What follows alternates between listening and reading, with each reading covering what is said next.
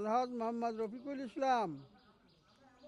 আমার দাদার নাম আজিমউদ্দিন, তার ছেলে মোহাম্মদ আবুল কাসেম। তার ছেলে আমরা দুই ভাই, মোহাম্মদ রফিকুল ইসলাম এবং মোহাম্মদ শফিকুল ইসলাম। আমার বাবা প্রথম কবলা যখন দেয়, এই প্রথম কবলা গোরস্থানের কবরস্থানের 4 শতক জমি বাদ দিয়া আমাকে 6 শতক পয়েন্ট 13 আমাকে লিখি দেন প্রথম কবলা। এখন এই 4 শতকের মধ্যে দুই পাখে রাস্তা, গৌরস্থানের দুই পাখে রাস্তা, এই রাস্তাতে 8 শতক মাটি চলে যায়, আর থাকে 3.5 শতক মাটি। এই 3.5 শতকের মাটির মধ্যে আমার না কবরস্থানে, আমার পক্ষে কবরস্থানে 2 শতক পয়েন্ট 69, আর আমার ছোট ভাইয়ের পাখে 1 শতক যেটা গেছে সেটা হলো 8.3 83। এখন দুইটাই মিলিয়ে 3.5 শতক। এটা না ফেললো কোথায়? এসিলেন্ট অফিস থাকিয়া যে লোক পাঠিয়েছিল, যারা পাঠিয়েছিল তারা নাপিয়া এইটা পাওয়া গেছে। তারপর আমরা এই প্রতিপক্ষীগণ ওরা যে গত ইয়েতে যে আসিয়া ওরা বেড়ে নাপানাপি করছে, এই নাপানাপি করার পর ওরা কতগুলো মিথ্যা প্রবাদ দিয়েছে, কি যে 2 শতক মাটি নাকি আমার বিল্ডিংয়ের ভেতর, তাছাড়া কবরস্থানের জমি আমার বাসার ভেতর ঢুকছে, এইসব আবল তাবল করিয়া তারা একটা ফেঁসে দিয়ে এখানে জানাইছে। এরা এত মিথ্যা বানোয়াট।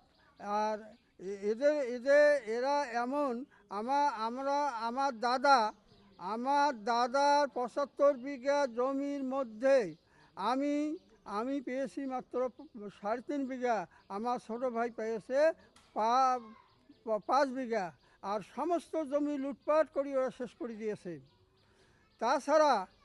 তাছাড়া ওই সব জমি জমা শেষ করার পর আমি যে ঘুম পড়ব, আমার বাড়িতে আমি যে শান্তিতে থাকব, এবং তার শান্তিতে থাকতে দিতেছে না, এটা ওটা আবল তাবল নানা রকম আমাকে মারবে, ডাঙ্গে পিটেবে ইত্যাদি রকম নানা রকম প্রবর্তনা আরম্ভ করে দিয়েছে। তাছাড়া আমার ক্রেতা জমি আব্দুল আর মনারুল, তার কাছে আমি জমি 5 শতক তাদের কাছে ক্রেতা জমি, এবং সেই ক্রেতা জমির উত্তর পাশ দিয়া তা আমার বাবা যখন আমরা একটা ছিলাম, বাবা যখন এখান থেকে বাড়ি ভাঙে এক পাখে গেল, আমার ছোটো ভাই এক পাখে গেল, এরা কি করলো, এরা ওই রাস্তা দিয়ে আজ 30-40 বছর থেকে যাতায়াত করে।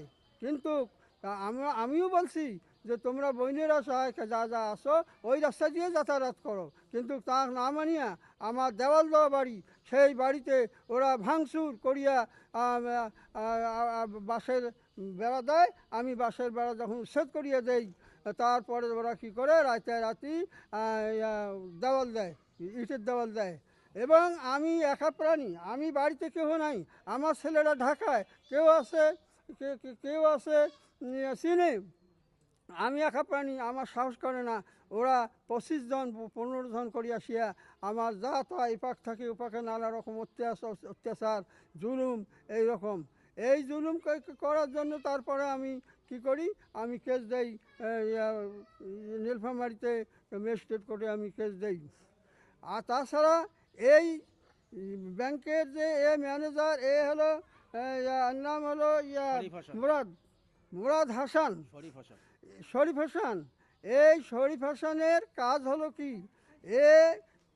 এ আমাকে ধ্বংস করবে, কে করবে, আবল তাবল।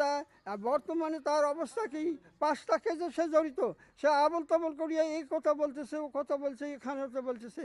সে মামুন নামে এক ছেলের কাছে জমি বিক্রি করছে, সে জমি 18 লাখ টাকা নিয়েছে, কিন্তু আজ মামুন কাজী পথে পথে বাড়িতেছে, মমিনুর কাজী বাড়িতেছে, তার বউ কাজী বাড়িতেছে, জমি পাইতেছে না, জমি মোজাহার মেম্বার দখল দিয়ে দিয়েছে, মিথ্যা জমি বেচাইছে এবং পথে পথে ঘুরিতেছে, এখনও তার টাকা পাইতেছে না, ঘর দিতেছে না। পানি উন্নয়ন বোর্ডে যে জমি পাচ্ছিল সে পানি উন্নয়ন বোর্ডে সে টাকা তুলছে, আর স্যার ওখানে তার কোনো জমি নাই, সে ফাঁকি দিয়ে এখানে জমি বিক্রি করি আজ তারা পথে পথে ঘুরি বেড়িতেছে। মনে হয় আমি শুনতে পাচ্ছি যে এই মহিলা এবং এরা সামনে কুড়িগ্রাম ওর কাছে যাবে, যে এখানে টাকা ছাড়া আসবে না, তাতে তার যা হয় হবে। সে এমন একটা লোক, যখন ওর কাছে আমি বলছিলাম যে যখন আমার কাছে কবলা চায়, আসিয়া আমার মাদ্রাসার পাশে বসিয়া কবলা দাও, এই মাদ্রাসার জমি আমাদের জমি, মাদ্রাসা ঢুকছে সে কথা বলে, এবং আমার গোডাউন ভাঙবে, আমার বাড়ি ভাঙবে, আমার কবরস্থান দখল করবে। আচ্ছা আপনারা বলেন, আমরা যদি কাল 95 না 90,000 টাকা দিয়ে এই গৌরস্থান আমার ছেলে কবরস্থান ঘিরছে, আমার ছেলে জিকুরুল আলম মণ্ডল এই কবরস্থান ঘিরছে, কেন বলছে যে বাবা এই কবরস্থানের উপর দিয়া গাড়ি যাচ্ছে, গরু বাঁধে, ছাগল, এটা ওটা হাবি যাবি, কবরস্থানে এই বাড়ি পাশে এরা নানা রকম আবর্জনা ফেলে, তা আমি মানব না, আমি নিজের পয়সা দিয়ে, আমি কারোর কাছে চাই না, আমি এই কবরস্থান যত্নের সাথে আমি ঘুরিয়ে যত্নের সাথে রাখবো। এবং সে নিজে পয়সা ব্যয় করিয়া এই কবরস্থান যত্নের সাথে ঘিরিয়ে রাখছে। আজ কবরস্থানের মধ্যে কোনো গাছ নাই, কোনো নাই, মাত্র একটা জমির গাছ এক সাইডে আছে। এই জমির গাছটা যখন কাটি ফেরত ধরলাম, পাশে 2টা গরু বাড়ি আছে, তোমরা না খান আমরা খাবো, তোমরা না খান এই ফল আমরা খাবো, গাছটা কাটেন না। তারা অনুরোধ করিয়া গাছটা রক্ষা করছে। তাছাড়া ওই শরীফ হোসেন আবার বলতেছে কি, ওই বাড়িতে বসিয়া সে একটা কেস দিছিল, একটা সৈয়দপুরে আবদুলের নামে একটা কেস দেয়। তখন আবদুল তো গরিব মানুষ, টাকা পয়সা কোথায় পাবে, কোথায় থাকি দিবে, তখন তারা কেসের দিন ওখানে উপস্থিত হয়ে তার পাশে ওখানে সে তো কিছু বলতে পারে না, ওরা অন্তত 25 জন সেখানে গিয়েছিল। তারপরে একটা কেসের ডেট দেয়, তারপর আবদুল করে কি যে আমি তো কিছু করতে পারতেছি না, আমি গরিব মানুষ, পথ আগালি তো পয়সার দরকার।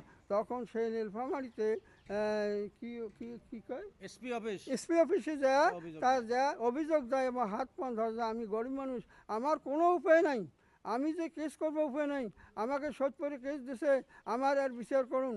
তখন উনি ওখান থেকে সৈয়দপুরে ফোন দেওয়ার পর ওনার সঙ্গে কথন হয়, ওদের সঙ্গে হয়, এবং এই নিয়ে অনেক কিছু হয়ে গিয়েছে তাদের সঙ্গে। আমিন নিয়ে নাপানো হসলো, হ্যাঁ আমিন নিয়ে মাপের ম্যাপ পর্যন্ত করছে ভাই, আমিন নিয়ে যখন মাপ ছিল তখন আমরাও ছিলাম, গণমাধ্যম কর্মীরাও ছিল সেখানে। যখন গণমাধ্যম কর্মীরা ছিল সেখানে জমি মাপে পাইছে হলো 352 পয়েন্ট, 52 পয়েন্ট এক পাশে ঢুকছে, বাড়ির এক সাইডে 52 পয়েন্ট ঢুকছে।